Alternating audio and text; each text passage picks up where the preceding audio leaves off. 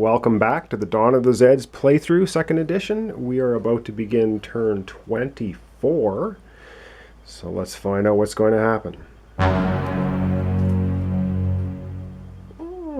How lovely. Looks like Christmas comes early in Farmingdale with Noelle.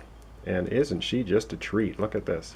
Anyway, we have no raiders, so nothing's going to happen there. We do have rangers. And I am going to move the rangers one space to the farm where the chaos marker currently sits. And we have refugee movement. And the 2 means we can move 2 separate refugee units. We only have 1, and wow, they are running to the town center as fast as they can to get away from the Zeds in the mountain track. And now, yes, we are going to have an outbreak. However, we have to read the special text, and it says, the beginning of the outbreak phase, replace the infection level marker with the Noelle marker and immediately increase the infection level by 1. Then the infection level will be increased by 1 at the beginning of each outbreak phase while the Noelle marker is in play. So, we get the highly lovely Noelle marker, if it'll focus in there, and we put this on the infection track. So, it would go up by 1, but seeing as we're already at 10, it's not going to really be going anywhere. I'll leave that right there for now. So with the infection level there and outbreak on 10 plus, it looks like in fact we have an outbreak.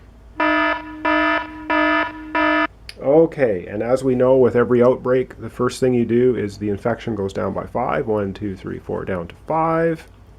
From 10. Second thing we have to do in an outbreak is we have to figure out where it's going to occur. And we still have Agent Wright in town center, so we can decide if we don't like the location. And the location is, it is going to be in the mountains. Well, I don't want it to happen in the mountains.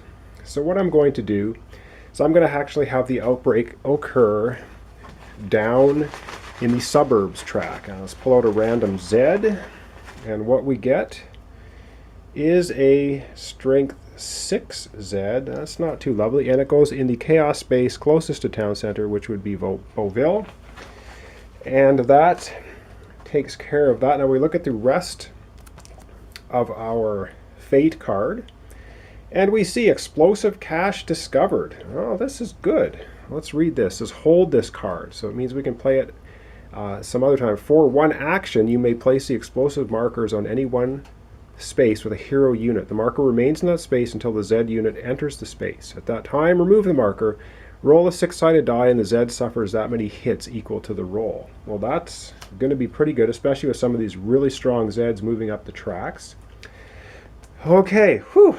Now we're on to consuming supplies, and that is a yes. So we move from 9 supplies down to 8. Not critical yet. And now we have to look at the Zed movement action, and there is all kinds of it. So the first track is in the suburbs, so the strength 5 is going to move 1 up next to the sheriff. In the suburb track, the next one we have is the mountain track. And the strength 9 are going to move first. They move up to the 2 space on the... Oh, sorry, I'm doing highway, not mountain. In the mountain track, the 5 strength moves up, closing in on those poor refugees. Now we go to the highway track for the next bit of movement. And we have the strength 9s moving to space 2. And the strength 8s look like they're going to overrun our poor, downtrodden civilians. They're 4 times the strength. There's no shift for terrain. This is going to be a slaughter fest unless I roll snake eyes, and they're still going to end up getting me 9. That's going to be really terrible. So we're going to be looking at least at the triple table on a 9, and our poor civilians take 3 hits, and those strength 8 Zeds do not even take a scratch. So they just plow their way right through these poor civilians, who now end up in the hospital. And now we have 5 civilian units in the hospital. It's getting pretty crowded up there. That was a movement on the highway track. And lastly, we have movement in the tunnel track. So these severely beaten down strength 4 Z units are going to move into the catacomb space, number 3, next to Pickles. I don't really like that. And our Dread Zeds. Now there are only 2 Zed units here and 1 over in the suburbs, so they will not switch tracks. So they just go on their merry way over to Space 6 from 7. So here we go. That, I believe, is all of the Zed actions and movements.